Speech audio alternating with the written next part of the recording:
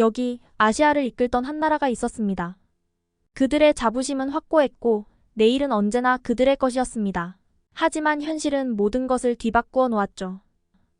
안주를 선택한 거인과 혁신을 택한 이웃의 이야기.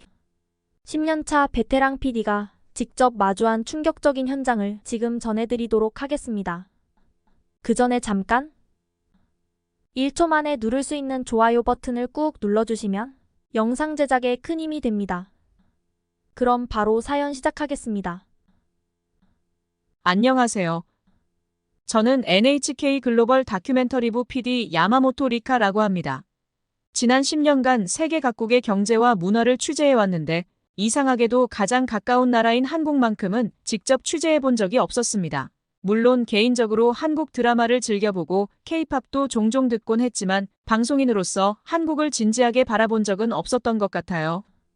제게 있어 변화의 계기는 지난달 도쿄 시부야에서 있었습니다.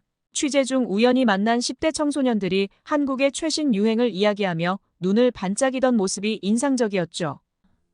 그들에게 일본 아이돌이나 애니메이션은 더 이상 관심사가 아니었습니다. 대신 BTS의 새 앨범이나 블랙핑크의 공연, 그리고 넷플릭스의 한국 드라마를 열정적으로 이야기했어요. 더욱 놀라웠던 것은 그들이 단순히 한국의 문화만이 아닌 한국의 생활 방식과 시스템에도 깊은 관심을 보였다는 점입니다. 한국은 모든 게 스마트폰으로 해결되는데 우리는 왜 아직도 현금을 들고 다녀야 하나요? 라는 질문은 저에게 큰 충격으로 다가왔어요. 그날 이후 저는 한국의 경제 지표들을 찾아보기 시작했습니다. GDP 성장률, 수출 실적, 문화 콘텐츠 수출액. 모든 지표가 놀라운 성장세를 보이고 있었어요. 특히 1인당 GDP가 일본을 추월할 것이란 전망에 가슴이 철렁했습니다. 이렇게 알게 된 사실들은 더욱 충격적이었는데요. 반도체 시장 점유율 1위, 세계 최초 5G 상용화, 전기차 배터리 기술 세계 1위, 한국 문화 콘텐츠의 폭발적인 성장까지. 한때 이 모든 분야에서 우리 일본이 선두였다는 사실이 무색할 정도였습니다.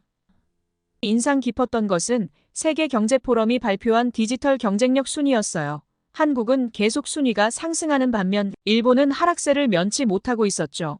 우리가 자부심을 가졌던 기술력과 혁신성이 이제는 다른 나라를 부러워해야 하는 상황이 된 것입니다.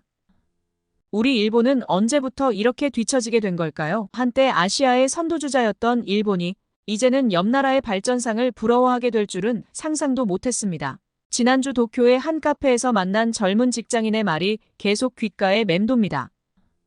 일본은 마치 영원히 멈춰버린 것 같아요. 하지만 한국은 계속해서 앞으로 나아가고 있죠. 이 말에 담긴 무거운 현실을 직시해야 할 때가 온 것 같습니다. 결국 저는 한국 특별 취재를 제안했고 팀장님께서도 빠르게 승인해 주었어요. 아마도 저뿐만 아니라 많은 분들이 같은 의문을 가지고 있었던 것 같습니다. 인천공항으로 향하는 비행기 안에서 저는 취재 계획을 다시 한번 검토했어요. 단순한 한류 열풍을 넘어 한국이 이룩한 디지털 혁신과 경제 성장의 비결을 파헤치고 싶었습니다. 일본이 놓치고 있는 것은 무엇인지, 우리가 어떻게 변화해야 하는지에 대한 해답을 찾겠노라 다짐했어요. 인천공항에 도착하자마자 달라진 세상을 제 두 눈으로 마주하게 되었습니다. 입국장에서 눈에 띈 것은 현금이나 카드 없이 스마트폰만으로 모든 것을 해결하는 사람들의 모습이었어요. 제 손에 들린 현금 다발이 오히려 낯설어 보일 정도였죠. 입국 수속을 마치고 공항 철도를 타기 위해 자동 발매기 앞에 섰을 때 첫 번째 당혹감이 밀려왔어요. 기계가 제가 내민 일만엔 지폐를 완강히 거부했기 때문입니다. 옆에서 지켜보던 한국분이 친절하게 알려준 방법은 놀랍게도 스마트폰으로 QR코드를 스캔하는 것이었습니다. 경악을 금치 못한 채 저는 서울에 도착하자마자 호텔에 짐을 풀고 근처 편의점으로 향했습니다. 일본의 편의점은 현금 결제가 대부분이지만 한국은 달랐습니다. 물을 집어들고 계산대 앞에서 지갑을 열자 주변 사람들의 의아한 시선이 느껴졌어요. 직원조차 현금 거스름 돈을 찾는데 시간이 걸릴 정도로 현금 결제가 낯설어 보였죠. 한국의 편의점에서는 모든 게 스마트폰 하나로 해결되었습니다. 결제는 물론 적립 포인트와 쿠폰까지 디지털화되어 있었죠. 계산대 앞에서 스마트폰을 꺼내드는 순간부터 결제 완료까지 걸리는 시간은 단 2초. 이런 편리함을 보며 일본의 현금 문화가 얼마나 비효율적인지 통감했습니다. 그렇게 저는 편의점에서 나와 지하철역으로 향하는 발걸음이 무거웠어요. 일본의 복잡한 지하철 시스템이 떠올랐기 때문입니다. 하지만 서울의 지하철은 제 예상을 완전히 뒤엎었는데요. 우선 모든 역에 설치된 스크린 도어가 인상적이었습니다. 일본에서는 아직도 일부 역에만 설치되어 있는 것과 대조적이었죠. 더욱 놀라운 것은 환승 시스템이었습니다. 일본에서는 환승할 때마다 새로운 티켓을 발권하거나 추가 요금을 지불해야 하는 경우가 많은 것에 비해 서울에서는 스마트폰 하나로 모든 노선을 자유롭게 이용할 수 있었습니다. 실시간으로 제공되는 도착 정보와 환승 경로 안내는 마치 미래의 교통 시스템을 보는 것 같았어요. 인상 깊었던 것은 지하철 내부의 디지털 안내 시스템이었습니다. 각 칸마다 설치된 대형 디스플레이는 실시간으로 위치 정보와 환승 정보를 제공했고 심지어 혼잡도까지 알려주었어요. 일본의 지하철에서 종이로 된 노선도를 들여다보며 길을 찾던 제 모습이 문득 부끄러워졌습니다. 지하철 내부는 놀랍도록 깨끗했고 와이파이는 물론 휴대폰 충전기까지 비치되어 있었어요. 이용객들은 스마트폰으로 영화를 보거나 게임을 하며 여유롭게 이동했습니다. 반대로 일본의 지하철에서는 아직도 와이파이 연결이 불안정하고 대부분의 사람들이 종이책이나 신문을 보는 것이 일상적인 풍경이었죠. 이런 첨단 시스템을 경험하면서 일본의 대중교통이 얼마나 아날로그에 머물러 있는지 뼈저리게 느꼈어요. 한때 세계 최고의 대중교통 시스템을 자랑하던 일본이 이제는 서울을 따라가기에 급급한 모습이 안타깝기만 했습니다. 이렇게 편의점과 지하철에서 겪은 경험들은 제게 큰 충격을 주었어요. 이것은 단순한 기술의 차이가 아닌 미래를 향한 발걸음의 속도 차이였습니다. 해가 저물고 강남 거리로 나섰을 때 또 다른 차원의 도시를 마주하게 되었어요. 한국은 밤 10시가 넘었는데도 거리는 여전히 활기찼습니다. 24시간 영업하는 식당들, 늦은 시간까지 문을 연 카페들, 그리고 끊임없이 오가는 배달 오토바이들. 일본에서는 상상도 할 수 없는 광경이었습니다. 특히 새벽 3시에도 음식을 주문할 수 있다는 사실에 취재진 모두가 경악을 금치 못했어요. 한밤중에도 불이 꺼지지 않는 도시의 활력은 마치 도쿄의 잃어버린 청춘을 보는 것 같았어요. 심야 시간임에도 거리는 안전했고 여성들의 모습도 쉽게 볼 수 있었는데요. 포장마차에서는 삶의 활기가 넘쳤고 24시간 카페에서는 젊은이들이 열정적으로 무언가에 몰두하고 있었어요. 이 모든 광경을 지켜보며 가슴 한켠이 묵직해졌습니다. 우리 일본은 언제부터 이렇게 뒤처지게 된 걸까요? 한때 아시아의 선두주자였던 일본이 이제는 기본적인 결제 시스템조차 따라가지 못하는 현실이 안타까웠어요. 취재진들과 밤늦게 호텔로 돌아오는 길 모두의 마음이 무거웠습니다. 누군가 우리는 시간이 멈춘 것 같다고 말했고 다른 누군가는 이대로 가다간 영영 따라잡지 못할지도 모른다며 걱정했죠. 첫날 취재를 마치며 든 생각은 이것이 단순한 기술의 차이가 아니라는 점입니다. 변화를 받아들이는 자세, 혁신을 향한 열정, 그리고 더 나은 미래를 위해 끊임없이 도전하는 정신. 우리가 잃어버린 것은 어쩌면 이런 것들인지도 모르겠어요. 다음 날 아침, 강남역 스타트업 밀집 지역으로 향했습니다. 일본의 젊은이들이 대기업만 바라보고 있는 동안 이곳의 청년들은 자신만의 길을 개척하고 있었어요. 강남 테헤란로의 높은 빌딩들은 실리콘밸리를 연상시켰는데 작년 기준으로 이 지역에만 5,000개가 넘는 스타트업이 있다는 통계는 놀라웠습니다. 더욱 충격적인 것은 창업자들의 평균 연령이었는데 한국스타트업진흥원의 자료에 따르면 창업자의 35%가 20대, 45%가 30대 초반이었습니다. 최근 일본 경제산업성의 조사 결과가 떠올랐어요. 일본의 20대 청년 중 창업을 고려하는 비율이 고작 4%에 불과했고 이는 OECD 국가 중 최하위 수준이었습니다. 한편 한국은 20대의 창업 의향이 28%에 달했어요. 이러한 차이는 어디에서 오는 것일까요? 가장 큰 차이점은 실패에 대한 인식이었습니다. 일본에서는 한 번의 실패가 평생의 오점으로 남아요. 취업은 물론 결혼까지 영향을 미치는 현실에서 누가 감히 안정된 길을 벗어나려 하겠습니까? 하지만 한국의 청년들은 달랐어요. 실패를 경험으로 여기는 문화가 형성되어 있었고 재도전을 지원하는 제도적 장치도 탄탄했습니다. 정부 지원 정책의 차이도 컸어요. 한국은 청년 창업가에게 최대 1억 원의 지원금과 함께 사무공간 멘토링까지 제공하고 있었습니다. 그러나 일본의 창업 지원은 복잡한 행정 절차와 보수적인 심사 기준으로 인해 실효성이 떨어졌어요. 기업 문화의 차이도 주목할 만했습니다. 일본의 대기업들은 여전히 종신 고용을 강조하며 안정성을 최우선 가치로 삼고 있었어요. 이런 환경에서 젊은이들은 창업이라는 위험한 도전보다 안전한 취업을 선택할 수밖에 없었습니다. 반면 한국의 대기업들은 스타트업과의 협력과 투자를 활발히 진행하고 있었어요. 삼성, 네이버, 카카오 등은 적극적으로 스타트업을 발굴하고 육성했습니다. 이는 자연스럽게 창업 생태계의 선순환으로 이어졌는데 교육 시스템의 차이도 간과할 수 없었어요. 일본의 교육은 여전히 안정적인 직장 찾기에 초점이 맞춰져 있어요. 학생들은 좋은 대학에 들어가고 유명 기업에 취직하는 것이 최고의 성공으로 여겨지고 있죠. 이런 획일화된 성공 공식 속에서 창의성과 도전 정신은 점점 사라져가고 있습니다. 그렇지만 한국은 초등학교부터 창업 교육을 실시하고 있었어요. 아이들은 어린 시절부터 자신만의 아이디어를 발표하고 프로젝트를 진행하며 기업가 정신을 배우고 있었습니다. 대학에서는 창업 동아리 활동이 활발했고 실제 창업으로 학점을 인정받는 제도까지 있었어요. 심지어 일부 대학은 창업 휴학 제도를 도입해 학생들의 도전을 적극 지원하고 있었습니다. 이런 현실을 목격하며 일본 청년들의 미래가 더욱 걱정되었어요. 한때 세계 2위 경제대국이었던 일본이 이제는 청년들의 도전 정신마저 잃어가고 있었기 때문입니다.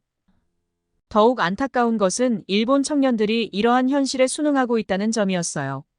안정성이라는 이름으로 포장된 안주의식이 그들의 날개를 묶어두고 있었습니다. 한국의 청년들이 글로벌 시장을 향해 날갯짓할 때 일본의 청년들은 안전한 둥지를 벗어나지 못하고 있었어요.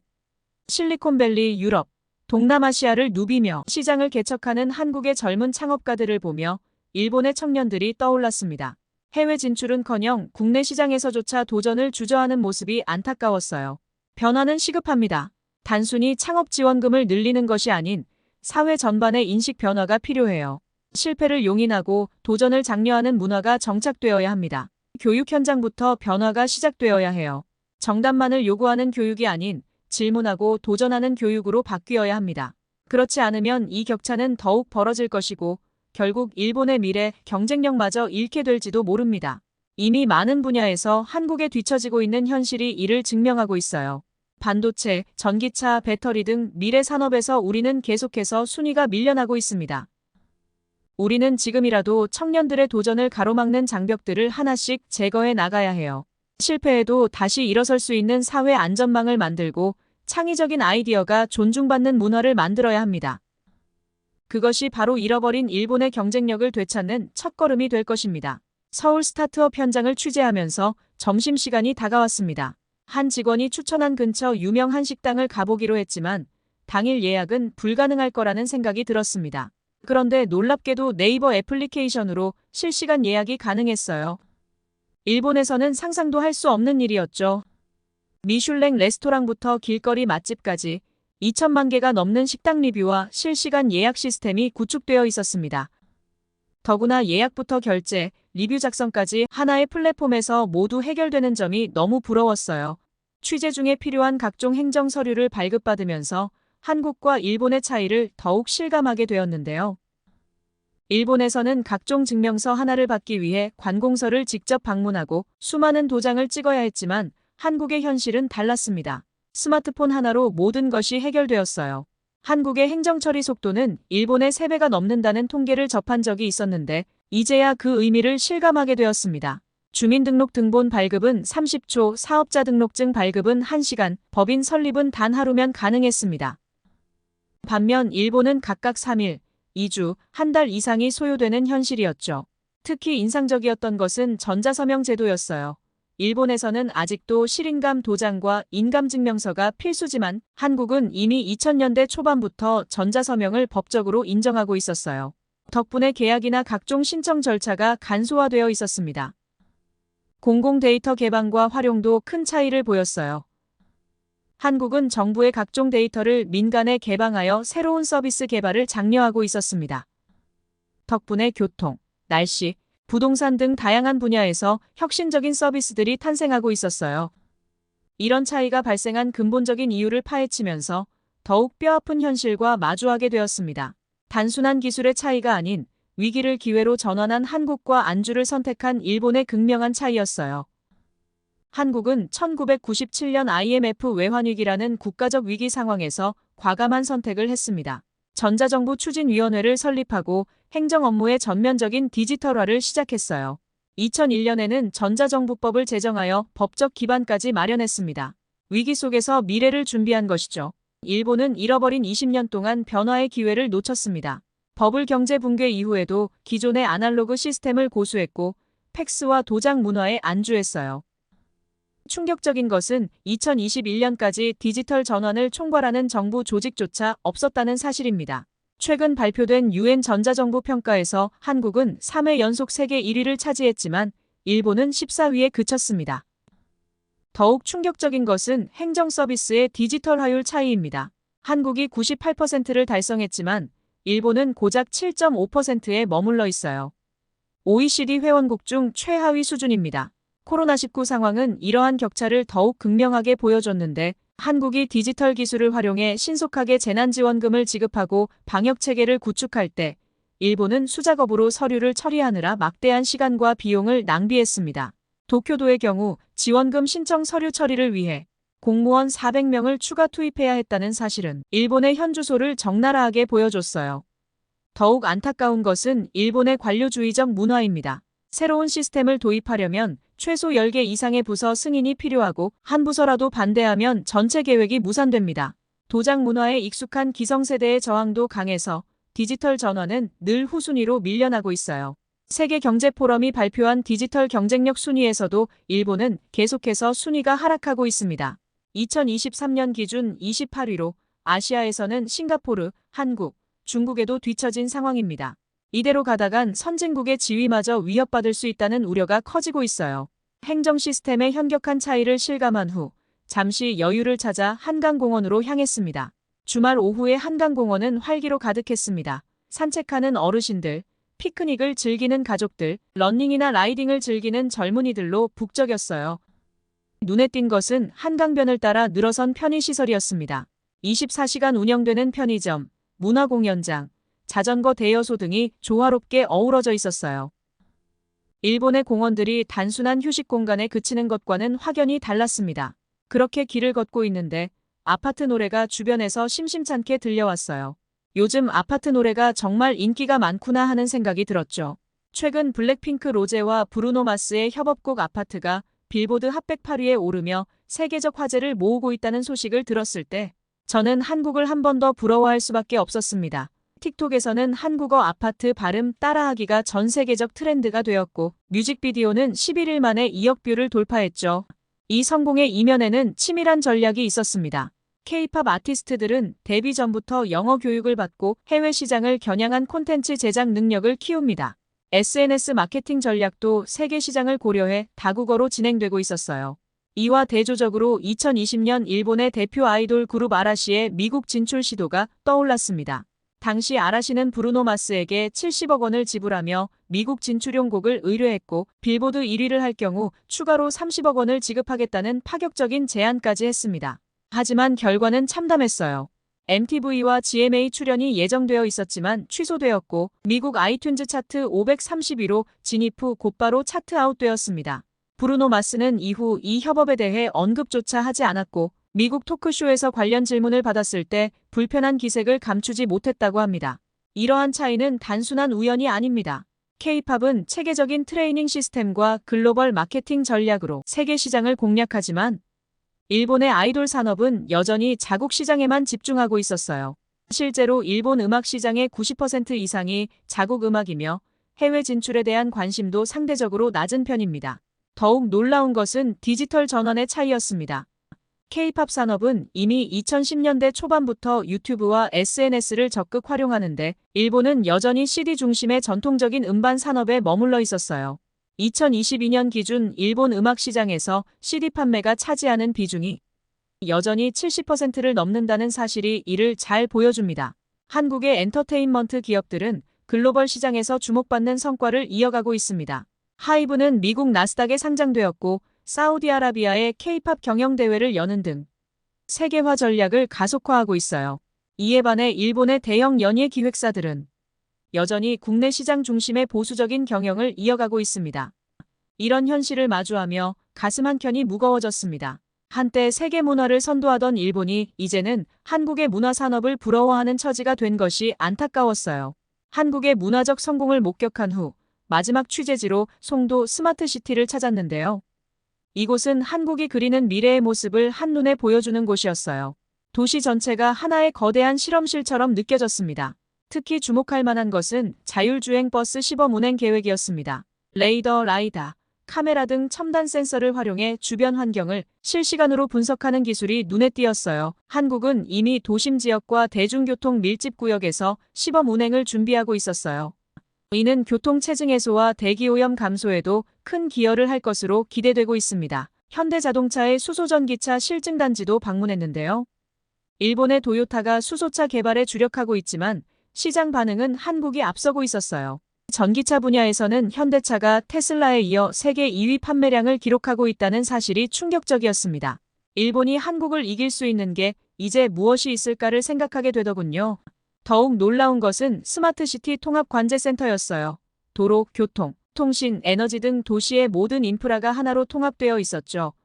AI가 실시간으로 데이터를 분석하고 도시 전체의 효율을 최적화하고 있었습니다. 일본의 슈퍼시티 구상이 아직 계획 단계에 머물러 있는 것과는 큰 차이였어요. 일주일간의 취재를 마치며 이 모든 경험을 어떻게 일본 시청자들에게 전달할지 고민이 깊어졌습니다. 단순히 한국의 발전상을 보여주는 것을 넘어 일본의 변화가 얼마나 시급한지를 전달해야 했어요. 우리가 놓친 10년의 의미를 시청자들이 제대로 이해할 수 있도록 해야 했습니다. 강조하고 싶은 것은 한국의 성공이 결코 우연이 아니라는 점인데요.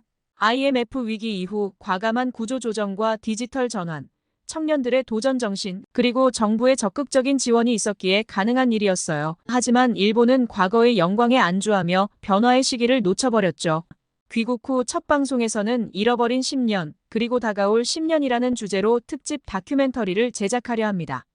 한국의 현재가 일본의 미래가 되지 않도록 우리가 지금 당장 시작해야 할 변화가 무엇인지 제시하고 싶어요. NHK 특파원으로서 마지막 취재를 마무리하며 한 가지 확신이 들었습니다. 지금이야말로 일본이 변화해야 할 때라는 것입니다. 이 취재가 일본의 새로운 변화의 시작점이 되기를 바라며 제 이야기를 마무리하겠습니다.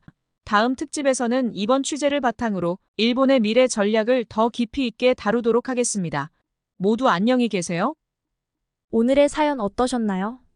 NHK 야마모토 리카 PD가 전한 현장 취재는 많은 것을 생각하게 했습니다. 한때 아시아를 선도하던 일본이 이제는 우리나라의 발전상을 부러워하는 모습이 그만큼 대한민국의 눈부신 성장이 자랑스럽게 느껴지는 시간이었습니다. 여러분의 생각도 아래 댓글로 함께 나눠주세요. 그리고 감동적인 사연을 주변 사람들과 공유하고 함께 이야기 나눠보세요.